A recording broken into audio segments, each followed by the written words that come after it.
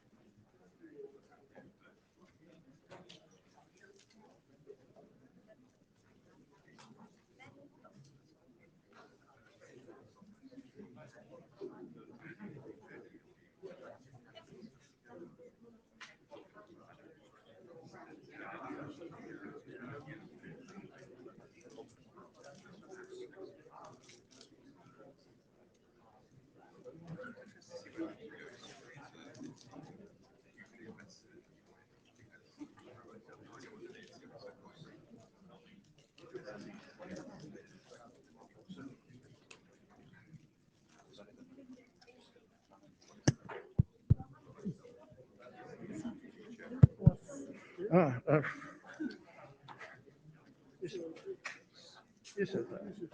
Oh, okay. I don't speak much.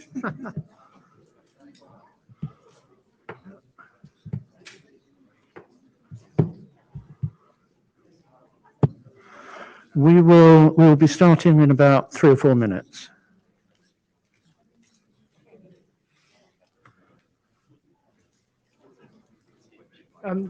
When you finish eating, trash the garbage into the box under the desk at the end of the back side of this room.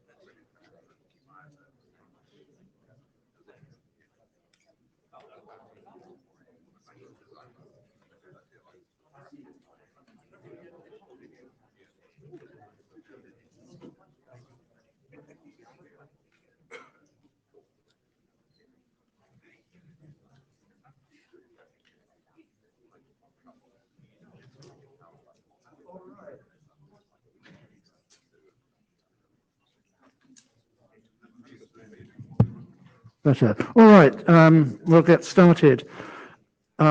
This is definitely the quietest, most hushed IETF meeting I've ever been at.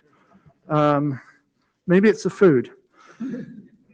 So storytelling and some thanks in advance. So we have 3 students with us from Yokohama International School today to bring us a little bit of cherry blossom and Japanese culture.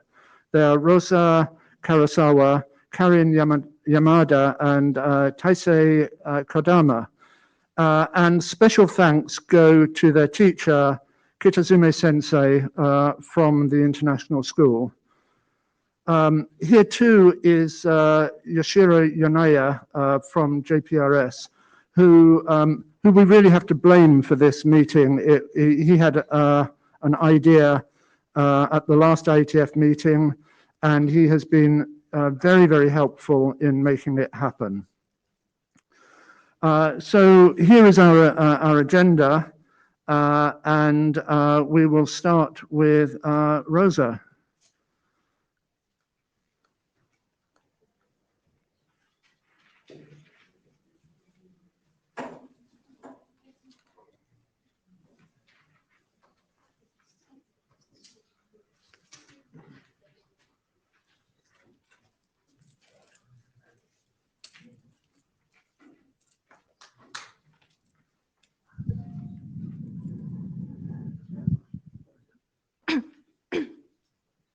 Hello, everyone. My name is Rosa Krasawa. We come from Yokohama International Studies. It's not same as Yokohama International Schools because we're gonna tell about the Yokohama histories. First of all, I wanna tell about Yokohama's name. Okay, Yokohama faced the sea, and here in Minato Mirai, the one that connects to the city to the sea, is one of the most famous tourist destinations in Japan. Let me bring you up speed on its history and its connection to Tokyo. Yokohama used to be a shallow sea in the shape fishing well. There was the shape of the beach was spread out horizontally. Its meaning is Yoko in Japan. It's here. And sandy beach in the sea is the hama in Japanese. So the name is Yokohama. However, in order to create large and spacious rice paddies, the port of Yokohama was reclaimed. In the modern era, Yokohama took advantage of its ocean float geographically to become one of the leading fishing villages in Tokyo Bay.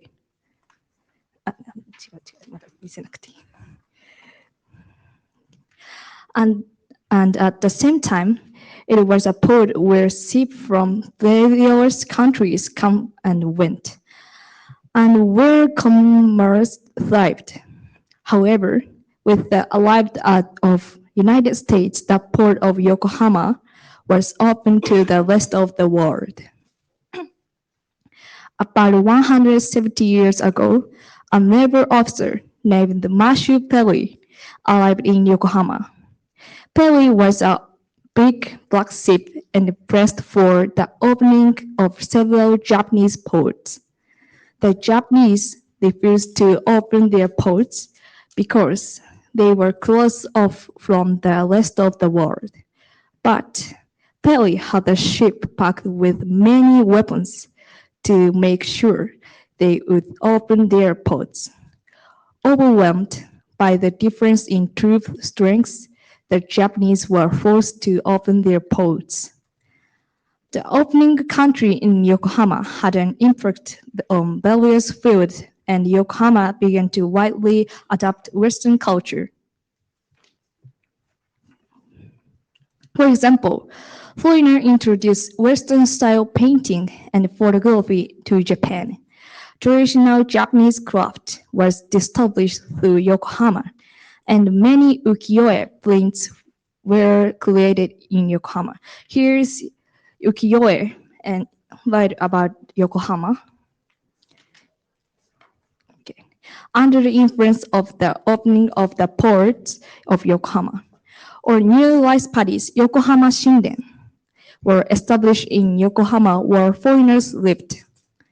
People from many different countries lived in Yokohama Shinden, including some Chinese. However, Yokohama Shinden was hastily created settlement due to the unexpected and sudden opening of the Japanese to the outside world.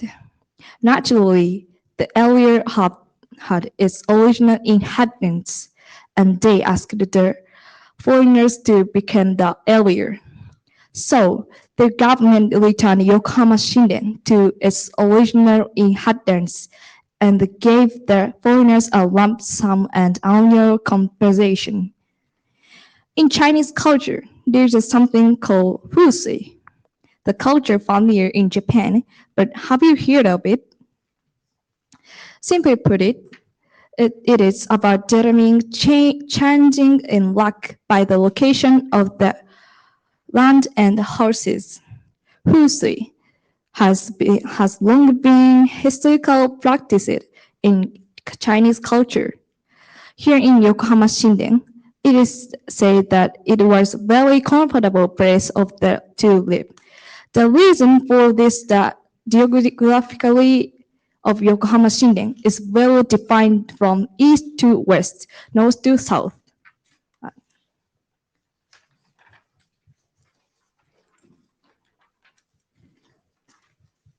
It as same as this picture. It is east to west and north to south. If you look closely at the map, you can see that only falling residential area here written differently, with the road facing north and crossing each other right angles. Fusui is something determined by the east, west, south, north for the Chinese people. They were very good for Chinese people to live. And next, I'm going to introduce Japanese train. Do you know that train? Do you know any features about the Japanese train?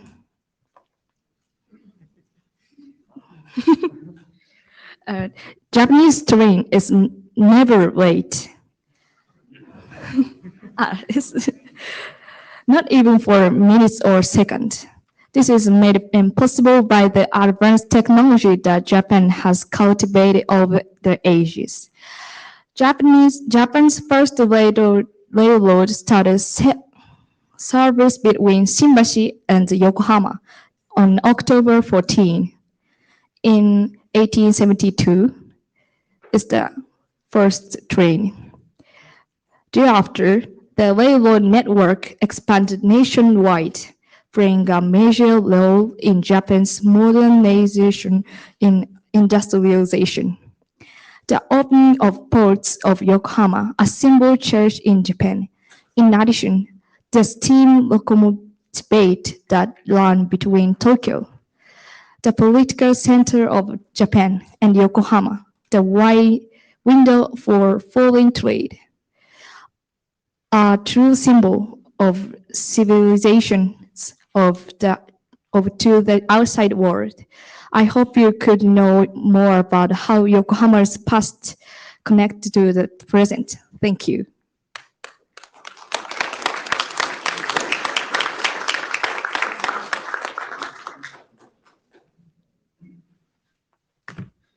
Thank you. If anyone has any questions about that, we can take them.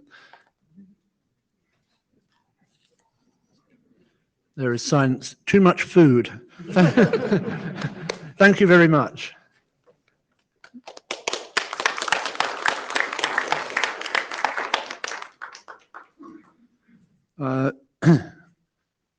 Thank you to Rosa for that. And I hope it gave a little bit of history of Yokohama, and I hope you appreciate how hard I would find it to deliver a talk in Japanese. So next up is Karen.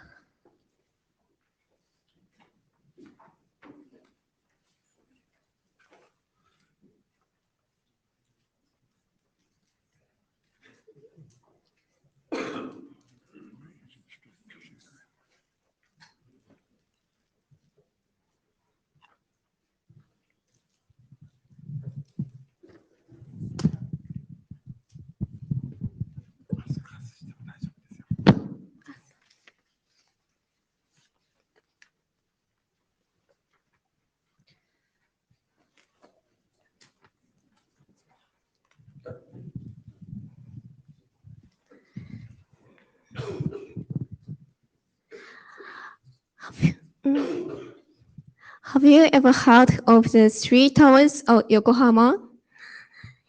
They are called Yokohama Santo in Japanese.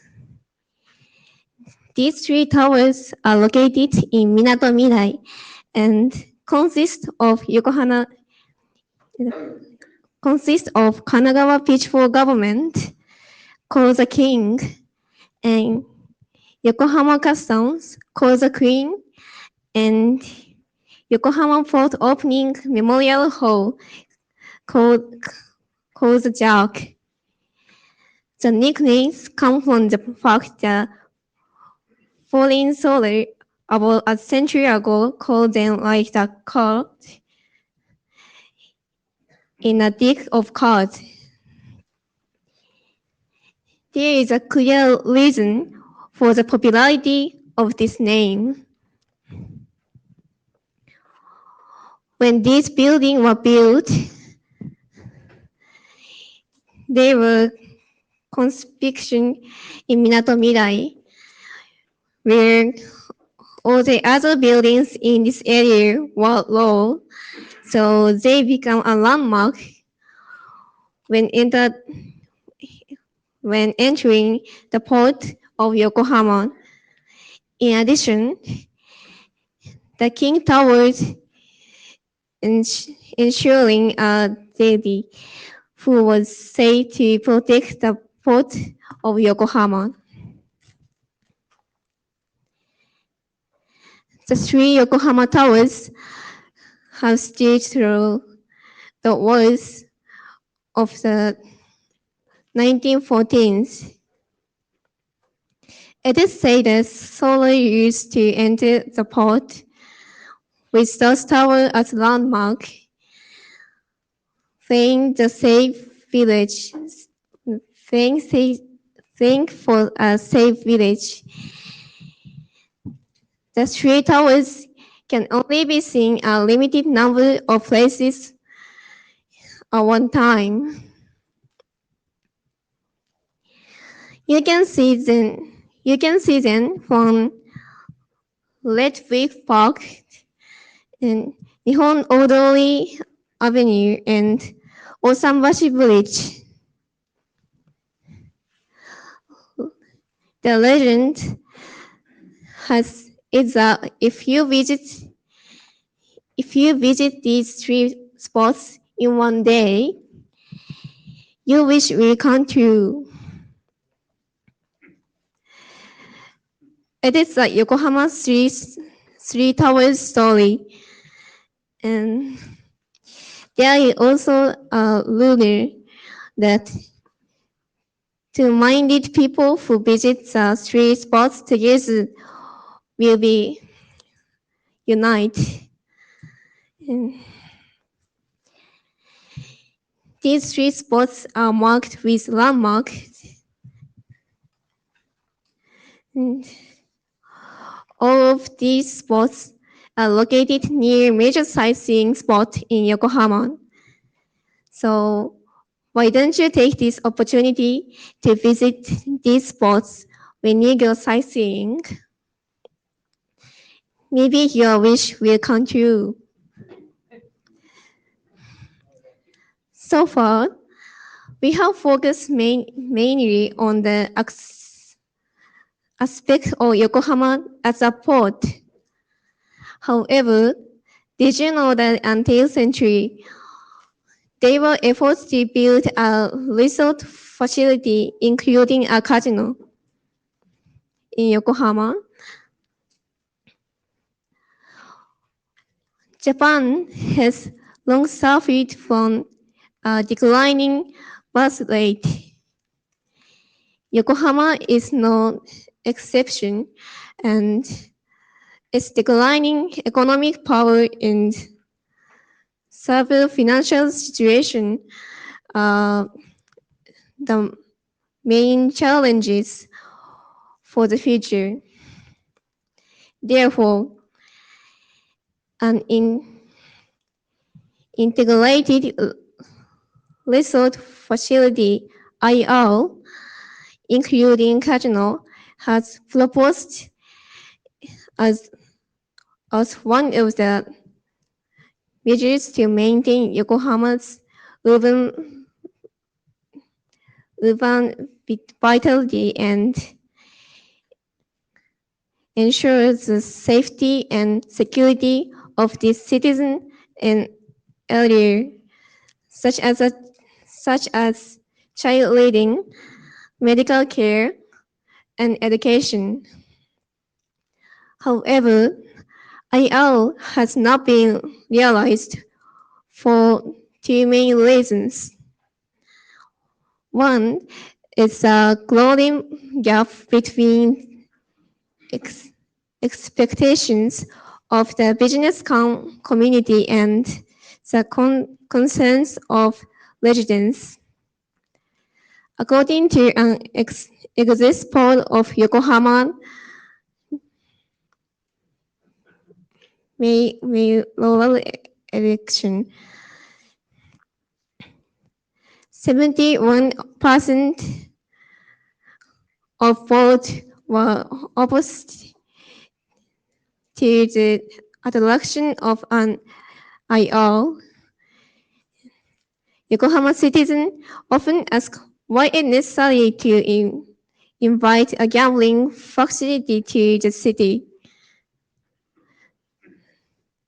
which has a good image and ranked as a top place to live in the Kanto region.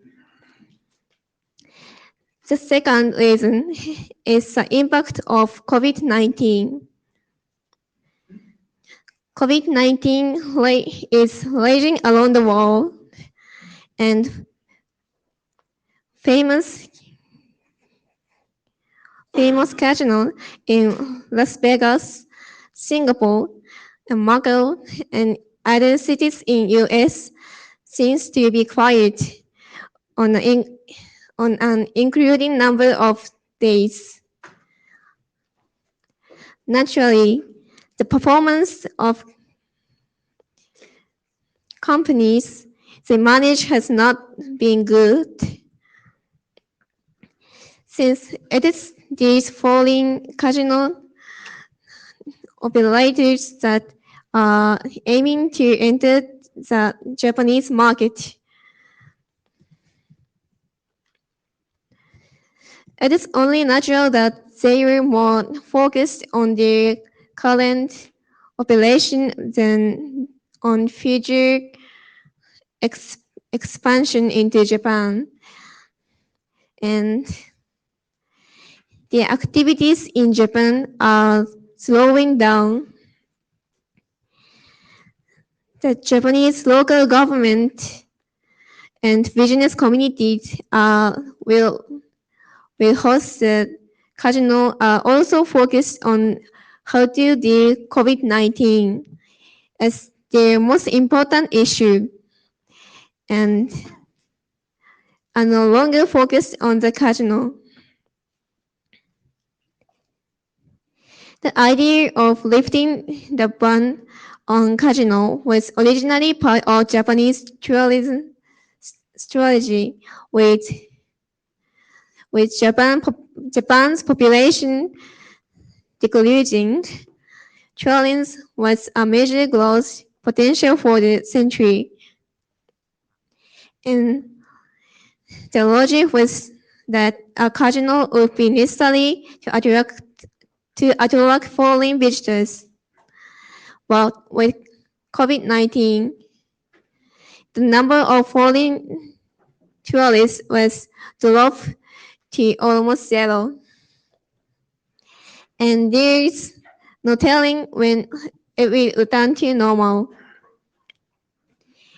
There is even a fear that it may never return to the way it was. The promise on which the casino was built is shaky. Casino are not necessarily a bad thing. However, when you hear this kind of background and image a casino boom in Yokohama, like Macau, Los Las Vegas, Singapore. A new aspect of Yokohama today may come to mind. Thank you.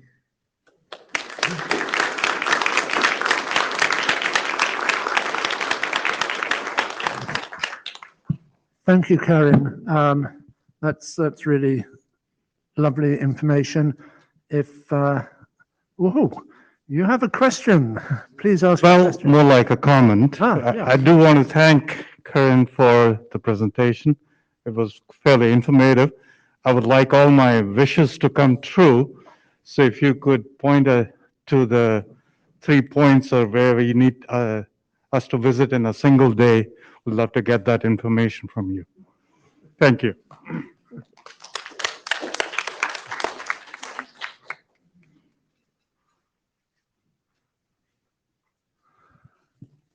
Okay, well, thank you very much, Karen.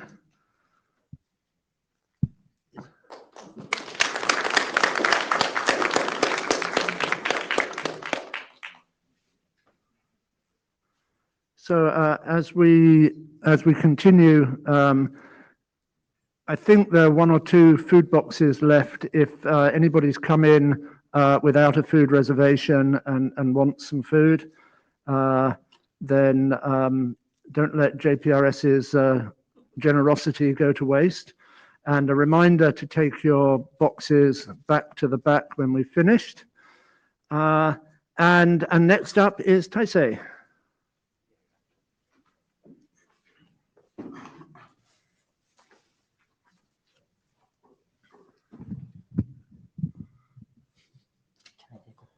Yeah.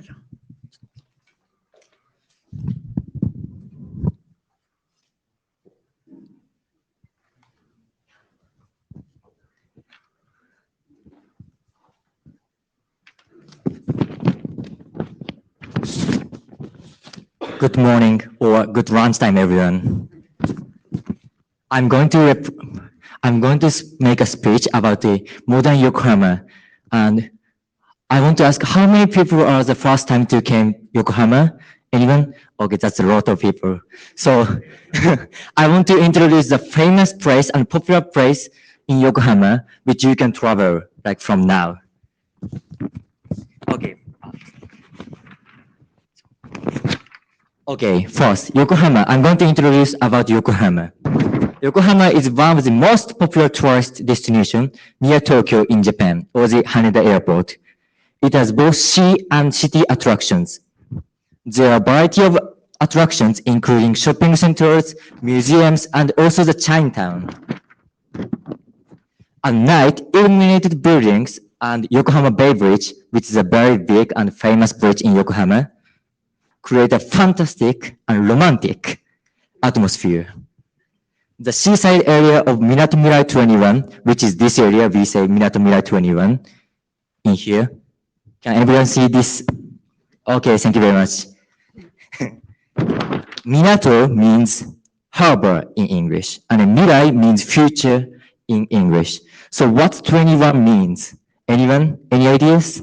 21? That's right. So many clever people in here, so it's easy to guess. So 21 means 21st century. So this means this harbor or Yokohama harbor is going to represent the future of Yokohama and 21st century Yokohama. So that's why we say Minatomirai 21 for this area. As you can see, isn't it very clean in the Pacifico and also this area? Isn't it? Yes. It's very new city and so it's clear.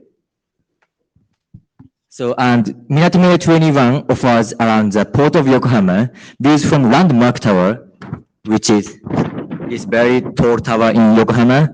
It's the second highest building in Japan. And even attractions themed on Japanese anime or manga or the cartoons. So what are some best places to visit in Yokohama? I'd like to share a town, tower, and a robot. The first is Yokohama Chinatown. Yeah, Yokohama Chinatown in Yokohama, Japan. So it is a district formed by Chinese immigrants from China in the late 19th century, around 150 years ago. This area has 4 gates, not Bill Gates, 4 gates, each with its own theme. The South Gate has a theme Chinese art and entertainment, while the East Gate has a theme traditional Chinatown. And the North Gate themed with a new Chinatown. Like each gate has like this very big the gate, and also the West Gate is representing the 4 seasons of China. In the East Asia, there's four seasons: spring, summer, autumn, and winter. So visitors can enjoy the scenery that changes in the seasons. And I have one more question. Can you guess how many restaurants are there in the Chinatown? Anyone? 100, more than 100? Ooh. It's very nice guess, thank you. It's around 100 restaurants, so it's correct, I can say. Around 500 restaurants and food stores offering a wide variety of Chinese food, not Japanese food, Chinese food. It takes roughly 20 minutes to get there from here, and whether you go by train or on foot. And if you are starving, I don't think so, because you guys are served bentos. If you are starving, please go to the Chinatown. Oh, next, I'm going to talk about the Yokohama Gundam Factory. I think in here, there's many great engineers from all over the world.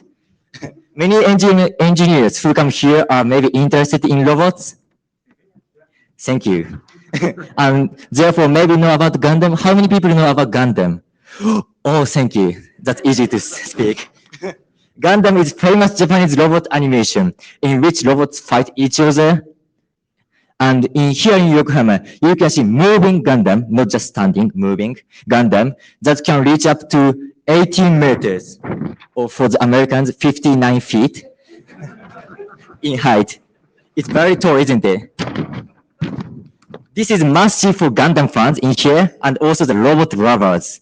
Yeah, but if I say moving, it doesn't move like very fast. It moves like, yeah, slowly, because it's big. So it also takes about 20 minutes to get there by the train and walk from here. And in this place called the Gundam Factory. So please Google it, or sorry for the people who came from the Yahoo or Yahoo it, and search for the Gundam Factory.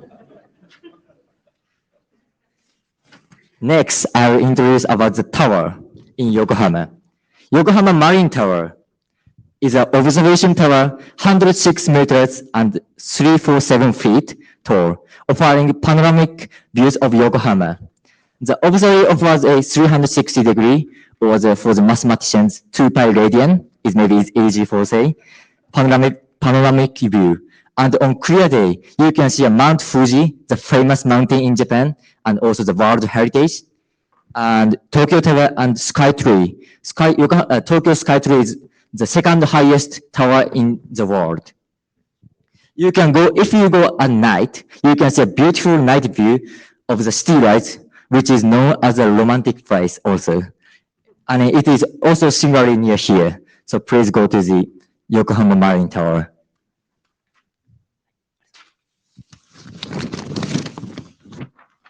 Now oh, no, sorry. Isn't it just boring walk around when traveling in Yokohama? Just walking, it's boring in Yokohama.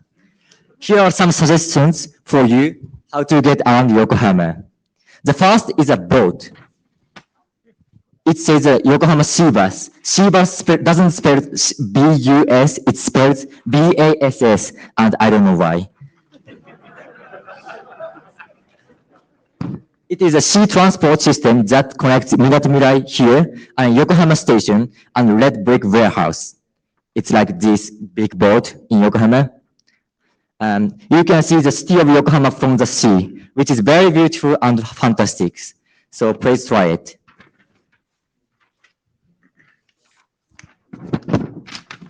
Now I talked about places to go on ground and on the sea. What's next? Sky. So if you might think, is it an airplane or the helicopter or something like that? No, it's a ropeway.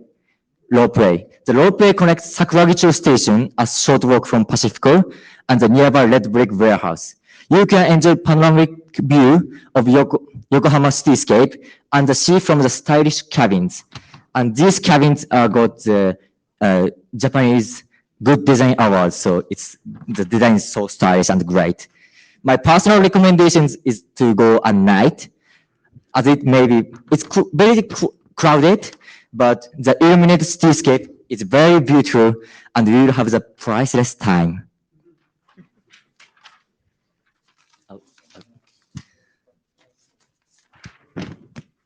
At last, everyone, welcome to Yokohama from afar, and enjoy Yokohama and Japan to the fullest. Thank you very much. Arigato.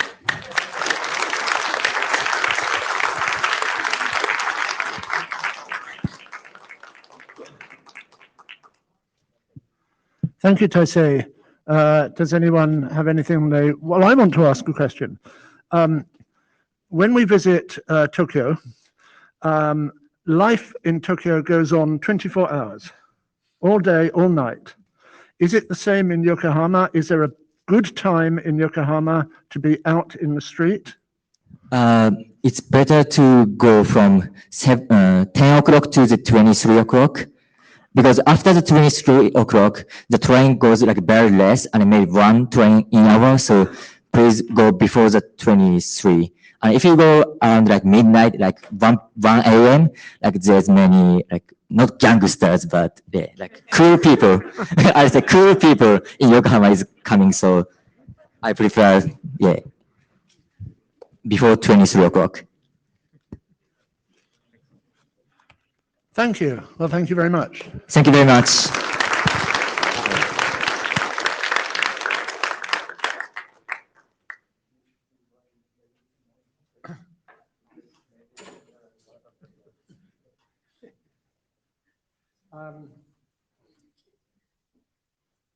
So thank you to our three students.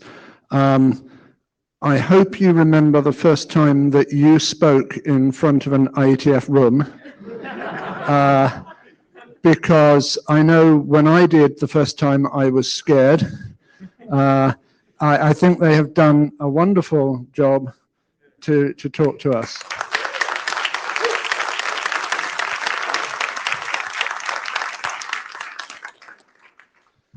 Now, some of you may have noticed that I write fairy stories. I might have mentioned it once or twice. So I've written a story specially for this event. And some of it depends a little bit on knowledge of what's going on.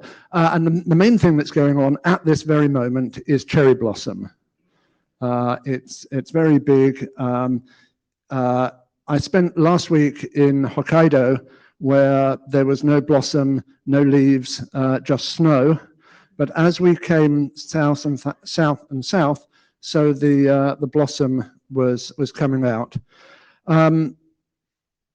Another little essential for this story is to know that in Japanese culture, the karasa, the crow or raven, is it symbolizes love and gratitude and good luck. And in fact, in the ancient Japanese Shinto religion, the ravens were believed to be messengers of the gods.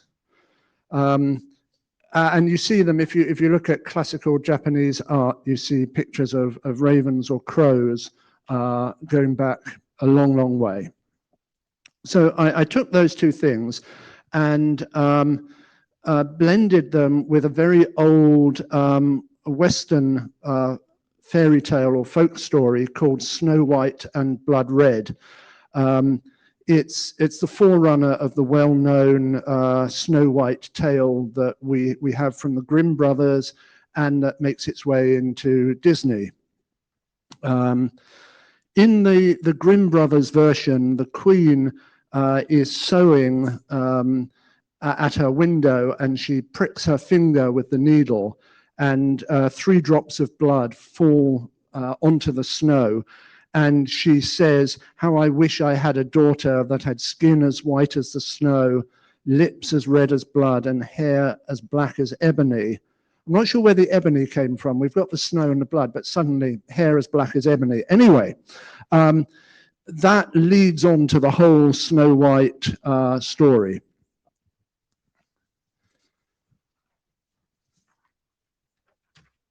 So we have Snow White and Cherry Blossom Pink. There was once a princess in the Kanagawa area of Japan. She lived in a beautiful tower of wood that was carved and painted with the most delicate colors.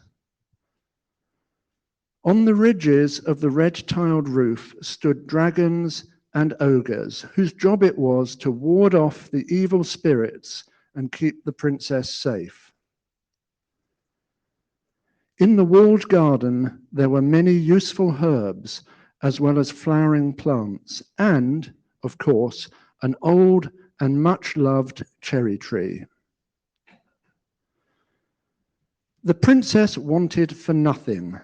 She had everything that her loving husband could provide for her, and the people of the surrounding countryside were always passing by with gifts of fruit or songbirds. For the princess was much loved for her grace and beauty, as well as for her kindness and happy smile. Except the princess dearly wanted a child. A son would have been nice, but a little daughter was what the princess dreamed of. But it seemed wrong to her to have so many other lovely things and still want for something else. So the princess tried to put her sadness behind her and carry on with life as though everything was perfect. Only sometimes would she grow wistful and stand at her window in the high tower, looking out at the distant sea or at the far-off hills, and sighing for the child she did not have. One springtime, the cherry tree put on a show of blossom more spectacular than anyone could remember. The clumps of pink flowers, tinged with red and white, stood out against the clear blue sky. The princess, delighting in the bright colors, asked for a few small branches to be brought to her room, and there they enhanced the decorations, bringing a smile to everyone's face. But it was a strange year. Almost as soon as the old tree had flowered, there was the heaviest of frosts. The cold weather cut through everything, setting ice on the horse's drinking trough and making the servants rush to light the black iron stoves in the rooms in the tower. The wind blew sharp and spiteful out of the north, and the tree gave up its blossoms to the gale. That night, the snow started to fall, and by the next morning, deep drifts had built up in the garden, and a blanket of white covered everything. The princess stood at her window and felt her old sadness. She held a small sprig of cherry blossom preserved from the frost by the heat of her room and gazed out at the whiteness. She started to dream again of the child she didn't have.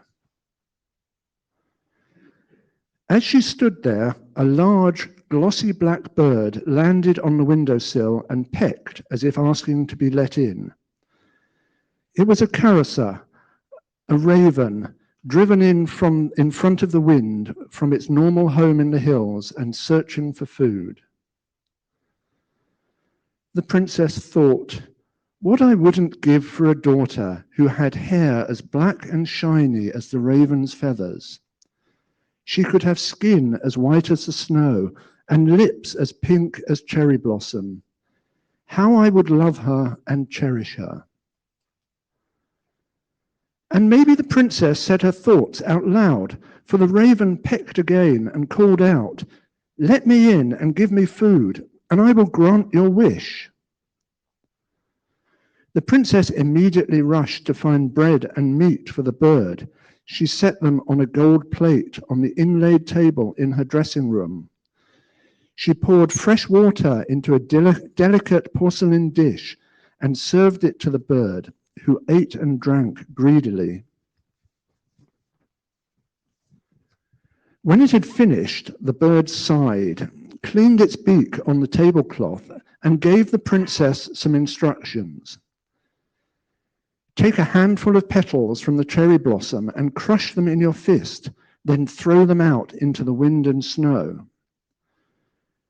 The princess did as she was told, squeezing the flowers and releasing the pretty smell of spring before sending the rosy pink remains out wherever the icy blast would carry them. "Now take one of my wing feathers," the raven told her, "and place it under your pillow when you sleep tonight. You'll be surprised. Before you know it, you'll have your child." And once the princess had the feather, the bird flew off into the night. Of course, the princess was a little skeptical. This did not seem like a likely way of getting a daughter. But she was so very desperate, she would try anything. And that night, she slept with the feather under her pillow. Only a few months later, it was obvious to everyone that the princess was expecting a baby. There was much joy and celebration in the tower and in the surrounding countryside. Everyone shared the princess's happiness. Eventually, when the time was right, the princess laid a perfect snow-white egg from which hatched a raven chick with feathers as black and glossy as night and eyes the livid pink of cherry blossom.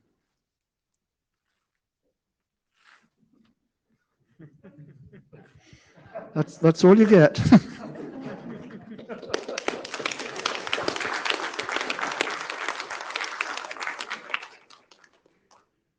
And that basically brings us to an end.